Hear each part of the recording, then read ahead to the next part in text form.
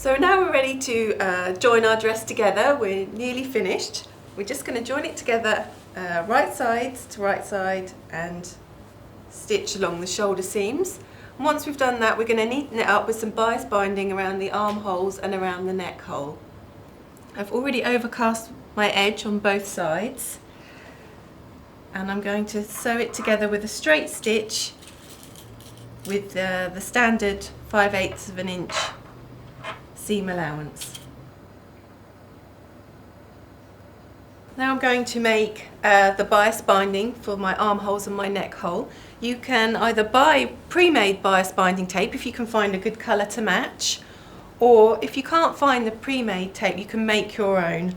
So to make my own, I've cut my strips on the bias and I'm using a bias binder maker. Now on the back of these it tells you the finished width of the bias binding, and when you're cutting your strips you need to make it twice as big as the measurement on the back. I need 2 strips for my armholes. So the armhole strips are 20 inches, and then I need a long strip to go around the neck, and that's 28 inches. So I'm just going to prepare my bias binding. It's good if you cut it at an angle because it's easier to feed through the holder. So I'm just going to pop it in, and I'm just going to use a pin to pull it through, and then you just drag it through, and there it's made the tape, and then iron it into position. So I just pull it through a little bit, then I can place my iron on it and just slowly work back.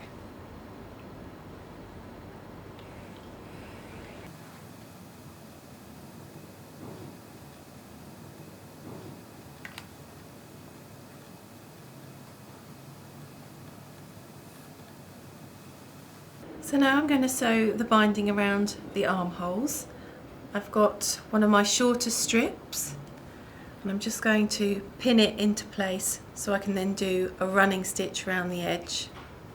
So I'm just going to fold it over to neaten my edge and place pins around it. So now I'm ready to sew my straight seam around the edge to hold my bias binding down.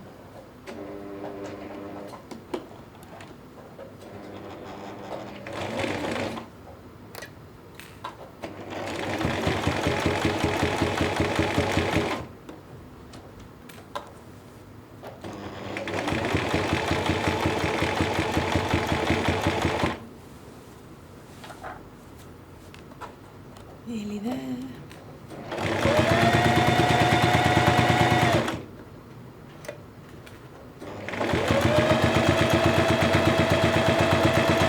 Okay, great, and that's that done.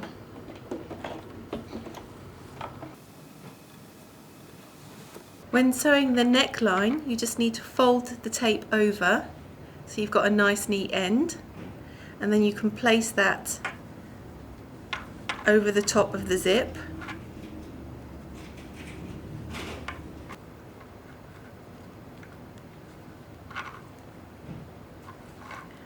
And once I've pinned all the way around, I do the same thing at the other end. So I've finished the armholes and finished putting the bias tape around the neck. Then the next stage was to sew the side seams together with 5/8 of an inch seam allowance, and then finally I overcast the hem, and that's us nearly finished. So now all I need to do is to put the ruffle on the bottom, and then we're done.